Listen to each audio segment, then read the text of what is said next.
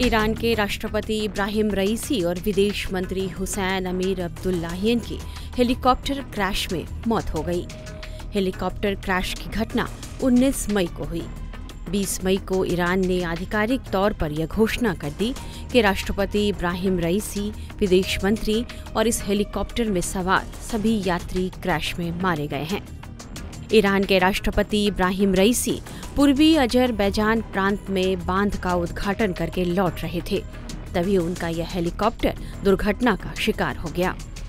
दुर्घटना अजरबैजान के सीमावर्ती शहर जुल्फा के करीब घटी, जो ईरान की राजधानी तेहरान से 600 किलोमीटर दूर है। हेलीकॉप्टर क्रैश होने के बाद जली हुई अवस्था में पाया गया।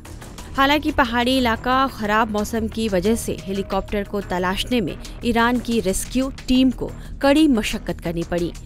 संकट की इस घड़ी में कई देश ईरान की मदद के लिए आगे आए।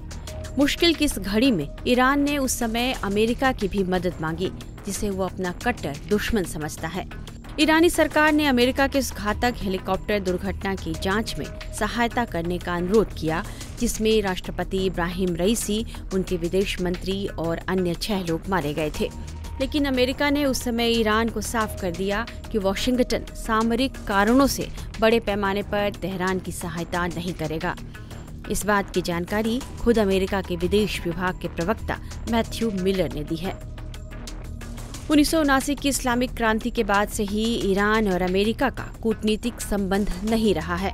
हाल ही में इजराइल के गाजा पर हमले के बाद भी ईरान और अमेरिका के बीच तानातनी बढ़ गई थी। अमेरिका ने अपने कूटनीतिक संबंधों का हवाला देते हुए ही ईरान की किसी भी तरह से मदद करने से साफ इनकार कर दिया। अमेरिका ने बताया कि ईरान ने रईसी के हेलीकॉप्टर क्रैश के बाद अमेरिका से मदद मांगी थी, लेकिन हमने मदद नहीं की। अमेरिकी विदेश विभाग के प्रवक्ता मैथ्यू मिलर ने मीडिया को क्या बताया है, ये सुन लीजिए। ईरानी सरकार ने हमसे सहायता की मांग की थी। जैसे हम दूसरे देशों की मुसीबत के समय मदद करते हैं, वैसे ही ईरान की भी करना चाहते थे, लेकिन लॉजिस्टिक कारणों से हम मदद करने में असमर्थ थे। मैं इसके विवरण में नहीं जा रहा हूं, लेकिन ईरानी सरकार ने हमसे सहायता जरूर मांगी थी।